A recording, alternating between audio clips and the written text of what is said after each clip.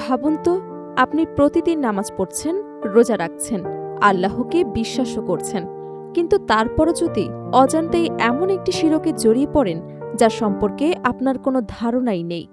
অবাক করার বিষয় হল, এই শিরক করতে মূর্তি বানাতে হয় না, কোনো দেবতার সামনে মাথা নত করতেও হয় না। পবিত্র কোরআন এমন এক অদৃশ্য শিরকের কথার ইঙ্গিত দিয়েছে যা মানুষের অন্তর থেকেই শুরু হয়। তাহলে কি সেই শিরক? কিভাবে মানুষ নিজের অজান্তেই আল্লাহর পরিবর্তে অন্য কোনো কিছুকে ইলাহ বানিয়ে ফেলে? আজকের ভিডিওতে কোরআনের আলোকে জানব সেই ভয়াবহ সত্য। শিরককে ইসলামের সবচেয়ে বড় গুনাহ বলা হয়েছে। অধিকাংশ মানুষ মনে করেন শিরক মানেই মূর্তি পূজা বা আল্লাহ ছাড়া অন্য কোনো কারো ইবাদত করা, কিন্তু কোরআনের বিভিন্ন আয়াত থেকে জানা যায় শিরকের কিছু রূপ মানুষের অন্তরের ভেতরেও জন্ম নিতে পারে। যখন কোনো ব্যক্তি আল্লাহর নির্দেশের চেয়ে নিজের ইচ্ছা, অহংকার, প্রবৃত্তি কিংবা অন্য কোনো কারণের নির্দেশকে বেশি গুরুত্ব দিতে শুরু করে, তখন সেটি ঈমানের জন্য বড় ধরনের ঝুঁকি তৈরি করতে পারে। পবিত্র কোরআন বারবার স্মরণ করিয়ে দিয়েছে, আল্লাহ ছাড়া যাদের মানুষ উপাস্য বানায় তাদের প্রকৃত কোনো ক্ষমতা নেই। সূরা গাফির মুমিনের ৭৩ এবং ৭৪ নম্বর আয়াতে কিয়ামতের দিনের একটি দৃশ্য বর্ণনা করা হয়েছে। সেখানে কাফিরদের জিজ্ঞাসা করা হবে, আল্লাহ ছাড়া যাদের তোমরা শরীক করতে তারা এখন কোথায়? তখন তারা স্বীকার করবে তারা তাদের কোনো উপকারে আসেনি। এই আয়াত মানুষকে স্মরণ করিয়ে দেয় যে আল্লাহ ছাড়া যে কোনো নির্ভরতা শেষ পর্যন্ত ব্যর্থ হয়। কোরআন আরও একটি গুরুত্বপূর্ণ সতর্কবার্তা দিয়েছে।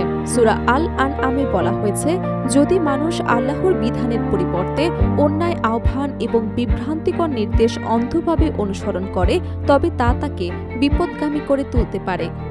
অনেক মুফাসসির এই আয়াতের আলোচনায় উল্লেখ করেছেন, আল্লাহর বিধানের বিপরীতে অন্য কিছুকে চূড়ান্ত মানদণ্ড বানিয়ে নেওয়া ঈমানের জন্য বিপজ্জনক। আরও গভীর একটি বিষয় এসেছে সূরা আল জাসিয়ার ২৩ নম্বর আয়াতে। সেখানে আল্লাহ বলেন, তুমি কি তাকে দেখেছ যে নিজের প্রবৃত্তিকে নিজের ইলাহ বানিয়ে নিয়েছে? ইসলামী তাফসিরে এই আয়াতকে এমন মানুষের উদাহরণ হিসেবে ব্যাখ্যা করা হয়েছে যে সত্য জানা সত্ত্বেও নিজের খেয়াল খুশিকে আল্লাহর নির্দেশের উপরে স্থান দেয়। অর্থাৎ এখানে মূর্তি নয়, বরং মানুষের নফস বা প্রবৃত্তি তার সিদ্ধান্তের কেন্দ্রবিন্দু হয়ে ওঠে।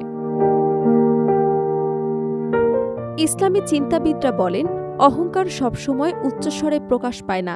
অনেক সময় এটি এমন একটি মানসিক অবস্থা যেখানে মানুষ নিজের মতামতকেই সবচেয়ে সঠিক মনে করে এবং আল্লাহর বিধানকে গৌণ করে ফেলে।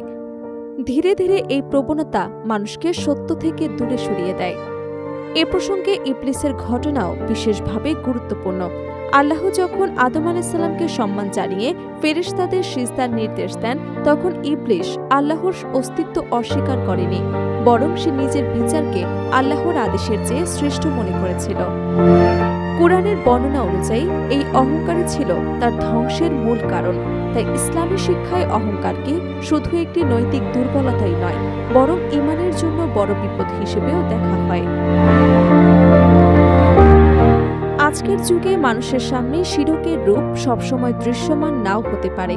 কখনো সম্পদ, কখনো ক্ষমতা, খ্যাতি, ব্যক্তিপূজা, আবার কিংবা নিজের প্রবৃত্তির অনুসরণ মানুষের সিদ্ধান্তকে এমনভাবে প্রভাবিত করে যে আল্লাহর নির্দেশ দ্বিতীয় স্থানে চলে যায়।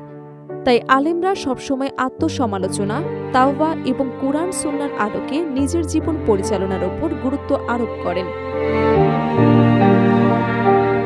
সবশেষে বলা যায়, একজন মুমিনের দায়িত্ব শুধু প্রকাশ্যে শিরক থেকে দূরে থাকা নয়, বরং নিজের অন্তরও পরিশুদ্ধ রাখা। অহংকার, নফসের অন্ধ অনুসরণ এবং আল্লাহর বিধানের পরিবর্তে অন্য কিছুকে চূড়ান্ত কর্তৃক হিসেবে গ্রহণ করা থেকে সতর্ক থাকা ইসলামের গুরুত্বপূর্ণ শিক্ষা। কারণ প্রকৃত তাওহীদ কেবল মুখের স্বীকৃতিতে নয়, বরং চিন্তা, সিদ্ধান্ত এবং জীবনের প্রতিটি ক্ষেত্রে একমাত্র আল্লাহর আনুগত্যকে সর্বোচ্চ স্থান দেওয়ার মধ্যে নিহিত।